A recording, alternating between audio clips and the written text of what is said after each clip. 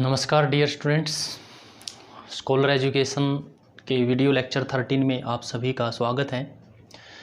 इस video tutorial के through हम कस्टमर वैल्यू और इट्स वेरियस कंपोनेंट्स के बारे में सीखेंगे। तो it is very important topic in the marketing management. तो आपको बहुत अच्छे तरीके से ये टॉपिक प्रिपेयर करना है। पिछली परीक्षाओं में भी इस टॉपिक के ऊपर क्वेश्चन पूछे गए हैं और आगामी परीक्षाओं में भी इस टॉपिक के ऊपर क्वेश्चंस पूछा जा सकता है।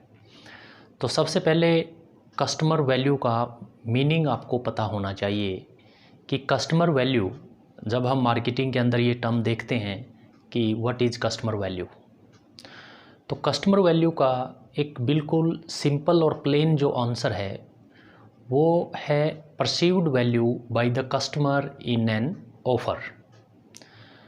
ये जो है परसीव्ड वैल्यू होती है which is psychologically felt by the consumer in a product. तो customer value refers to the perceived value by the customer in an offer. Offer का मतलब मार्केटिंग ऑफ़र बोल सकते हैं, प्रोडक्ट बोल सकते हैं, कोई भी ब्रांड हो सकता है जो कि टारगेट मार्केट में कंपनी के द्वारा कस्टमर्स की नीड को सेटिस्फाई करने के लिए लॉन्च किया जाता है। तो कस्टमर वैल्यू के दो कंपोनेंट हैं, पहला है टेंजिबल और सेकंड है इंटेंजिबल। तो टेंजिबल और इंटेंजिबल के बीच का जो अंतर है, दोनों में मेन अंतर क्या है कि टेंजिबल जो है आप देख सकते हैं, उसको छू सकते हैं, उसको स्टोर किया जा सकता है, बट इंटेंजिबल को आप स्टोर नहीं कर सकते, उसको सिर्फ आप महसूस कर सकते हैं। जैसे जितनी भी सर्विसेज होती हैं वो सारी इंटेंजिबल होती हैं। ओके, तो टेंजिबल वैल्यूज़ और इंटेंजिबल वैल्यूज़, तो various types of tangible values include number 1 functional value of a product, second है economic value of a product, तीसरी जो है convenience value of a product, fourth one sensory and aesthetic value of a product, और last one service या people value of a product. तो ये 5 जो values हैं ये टेंजिबल की कैटेगरी में हम इंक्लूड करते हैं।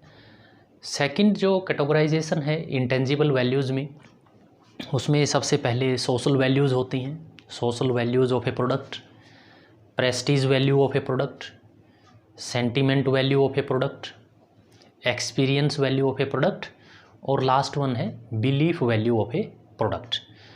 तो एक तो आपको मैच द फॉलोइंग में क्वेश्चंस आ सकता है कि फंक्शनल वैल्यूज़ के एग्जांपल बताएं, एग्जांपल क्या क्या हैं, फंक्शनल वैल्यू के बारे में पूछा जा सकता है, इकोनॉमिक वैल्यूज़ के बारे में पूछा जा सकता है। तो ये भी क्लियर कट पूछा जा सकता है कि which of the following is not a type of tangible value, या विच इज़ और are the types of tangible values.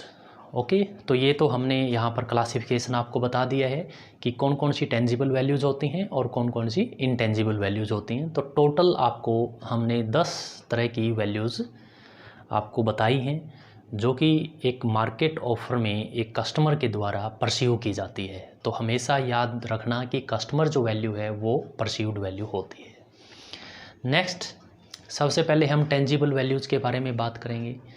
Tangible values are physical in nature,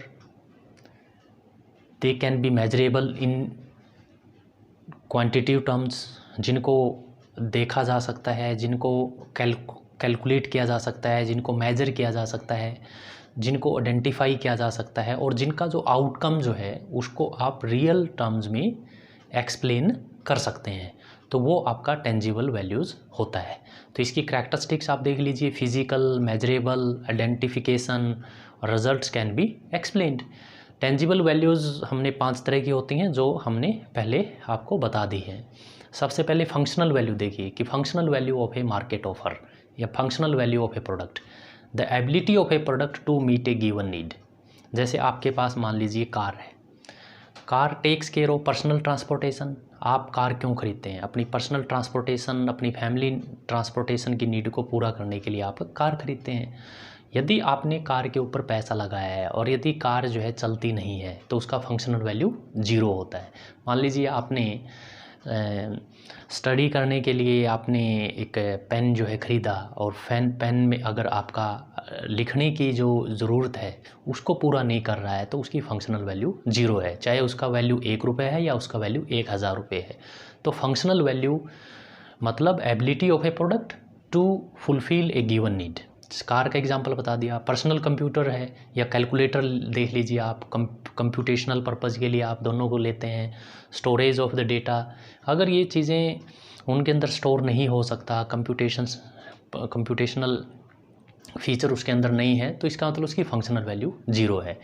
तो कौन कौन से इशूज़ हैं, कौन कौन से फैक्टर्स हैं, वेरिएबल्स हैं जो फंक्शनल वैल्यूज़ में आप कंसीडर करते हैं, जैसे यूज़फुलनेस, उसका रिलायबिलिटी, उसका ड्यूरेबिलिटी क्या है, उसका परफॉर्मेंस क्या है, उसका रीसेल वैल्यू क्या है, उसका डिलीवरी एंड मेंटेनेंस क्या है। All these are the parts of functional value. तो आप हर एक किसी भी एक प्रोडक्ट को आप चूज कर लीजिए और उसके ऊपर ये सभी फैक्टर्स आप अप्लाई करके देख लीजिए, इसका यूजफुलनेस, उसका रिलायबिलिटी, उसका ड्यूरेबिलिटी, उसका परफॉर्मेंस, उसका रीसेल वैल्यू, उसका डिलीवरी एंड मेंटेनेंस। तो इन सभी को मिला के हम एक फंक्शनल वैल्यू एक मार्केट ऑफर के अंदर देखते हैं। सेकंड जो है आपका इकोनॉमिक वैल्यू जो था, economic value of a market offer या economic value of a product, when the customer observes a price advantage in a product और ब्रांड। तो उसको हम बोल सकते हैं कि इसके अंदर एक इकोनॉमिक वैल्यू है कि when the customer sees a superior profit feasibility in using a particular product, तो it is also known as economic value. जैसे मारुति जो है अपने प्रोडक्ट्स के थ्रू कस्टमर्स को एक इकोनॉमिक वैल्यू ऑफर करती है कि जो फीचर एक, मान लीजिए हंडोई जो है मोटर कॉरपोरेशन है, अब हंडोई जो है अपना एक प्रोडक्ट 8 लाख रुपए में सेल कर रही है, उसी फीचर्स के साथ मोर और लेस सेम जैसे फीचर है, अगर मारुति उसको 6 लाख रुपीज़ में अगर आपको दे देती है तो उसका एक इकोनॉमिक वैल्यू उसके अंदर होता है। नो मैटर कि ब्रांड जो है अलग अलग है, बट उसका कंपनी जो है उस कार के अंदर, उस ऑटोमोबाइल के अंदर एक इकोनॉमिक वैल्यू देखती है। जैसे आप मान लीजिए किसी अगर ब्रांडेड पायलट का जो पेन है या आप 40 या 50 रुपीज़ का ख़रीदते हैं, अगर कोई दूसरी इंडियन जो कंपनी है अगर वो राइटिंग जो पेन है अगर आपको 15 रुपये 20 रुपये में दे देती है तो ये एक प्राइस एडवांटेज होता है जिसके अंदर इकोनॉमिक वैल्यू होती है। थर्ड है convenience value, it refers to the easy purchase of the product और सर्विस। ईजी एक्विजिशन आप बोल सकते हैं, कितना आसानी से आपको प्रोडक्ट बाज़ार में मिल रहा है। Convenience in the use of the product, कितना आसानी से आप उसको यूज़ कर पा रहे हैं। मान लीजिए आपने एलईडी लिया तो एलईडी सोनी का ले लिया या माइक्रोमैक्स का लिया या कोई एनी अदर एलजी कंपनी का ले लिया, तो एक तो आपको आसानी से स्टोर्स के थ्रू या ऑनलाइन वो प्रोडक्ट आपको मिल जाना चाहिए। दूसरा कि जब आप उसको घर पे यूज़ करते हैं उसके सभी फंक्शंस आपको आसानी से ऑपरेट करने आने चाहिए। अगर वो इतना कन्वीनियंस है तो उसमें जो है कन्वीनियंस इन यूज़, तो वो कन्वीनियंस वैल्यू ऑफ़र करता है। देखिए एग्जांपल देता हूँ, कई बार छोटे बच्चे होते हैं मोबाइल फ़ोन को ऑपरेट करते हैं, तो ऐसा नहीं कि उनके अंदर माइंड्स ज़्यादा है या उनके अंदर एक पार्टिकुलर विजडम है, बल्कि वो प्रोडक्ट इतना कन्वीनियंट है यूज़ में कि एक बेबी जो बॉय और जो गर्ल है वो आसानी से उस प्रोडक्ट को ऑपरेट कर सकता है। तो this is the convenience value. Next है सेंसरी एंड एस्थेटिक वैल्यू। तो sensory value refers to the taste, looks, smell, sound and touch of the product. जैसे आप ये डीओ देखिए, आप जितने भी डीओ है, फ्रेगनेंस के जो प्रोडक्ट हैं वो सभी सेंसरी वैल्यू को रेफ़र करते हैं। जैसे कई बार MS धोनी आपको जो है सुबह सुबह मॉर्निंग में जब आप प्रेयर करते हैं तो आपको एक जो है अगरबत्ती की आपको ऐड देखने को मिलती है। तो ये जितने भी आपका ये डिओड्रेंट्स को रिमूव करने के लिए जितने भी आपके प्रोडक्ट होते हैं वो सभी सेंसरी वैल्यूज़ को रिप्रेजेंट करते हैं। Aesthetic value refer to the appeal of the product, packaging, presentation to the aesthetic senses. Liquor में देखिए आप, वाइन की बोतल्स देखिए, एक पार्टिकुलर उसकी पैकेजिंग होती है, उसका प्रेजेंटेशंस बहुत ही नाइस होता है, तो वो एक एस्थेटिक वैल्यू आपको या कस्टमर्स को ऑफर करता है। लास्ट है सर्विस और people value. Service value refers to the promptness and quality of the service as well as good customer relationship.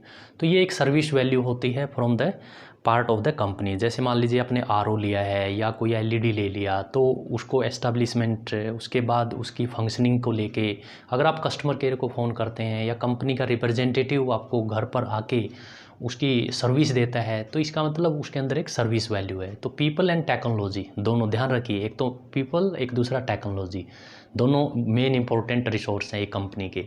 They together can create high service value.